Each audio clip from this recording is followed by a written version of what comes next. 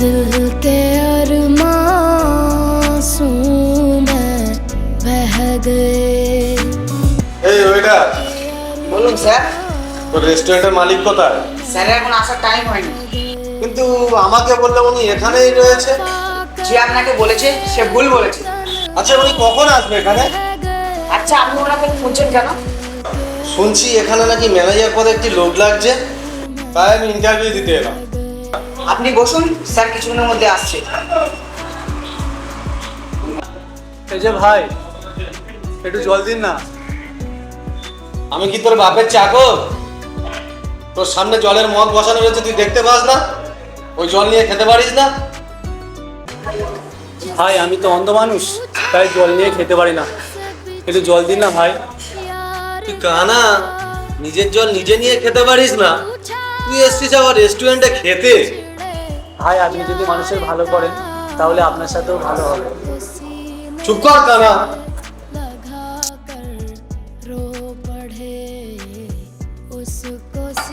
তোদের মতো ছোট লোকদের সঙ্গে ভালো করলে কি আর খারাপ করলে কি? যত সব।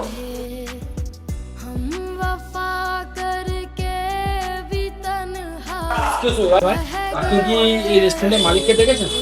না না, সব আমি জানি। যদি কেন আপনি কি দেখেছেন মালিক কোথায়? না ভাই আমি অন্ধ তো, তাই আমি কাউকে দেখিনি। আচ্ছা দাদা আপনার মুখে জল কেন, কিছু হয়েছে? ও কিছু না দাদা। হ্যাঁ বলুন। দাদা আমাকে একটু জল দিন না। হ্যাঁ অবশ্যই।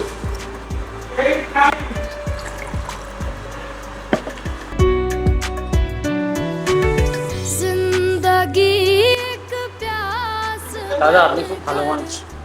কত আমার কর্তব্য দাদা। দাদা একটা কথা বলবো, কিছু মনে করবেন না তো? হ্যাঁ বলুন। দাদা আমার একটু হাতটা ধুয়ে দিন না। হ্যাঁ চলুন। प्यार के किस्से अधूरे रह गए, प्यार के किस्से দেখে আসবে, পা উঁচু করুন। रह गए। নেন এখানে। हम वफा करके भी দাদা একটু তাড়াতাড়ি নিন, আমার ইন্টারভিউ আছে তো। दिल के अरमासूं में बह गए। বলছিলাম দাদা আমার ইন্টারভিউ আছে, তাহলে আমি আজ আসি, আবার পরে অন্যদিন দেখা হবে। ঠিক আছে। भी तन्हा रह गए, दिल के अरमासूं में बह गए। দাদা আপনাদের ইন্টারভিউ হয়ে গিয়েছে। কখন হলো ইন্টারভিউ? কে দিল ইন্টারভিউ আমাদের? এখানে যে অন্ধ মানুষটা বসে ভাত খাচ্ছিল উনি কোনো সাধারণ মানুষ নয়, এই রেস্টুরেন্টের মালিক।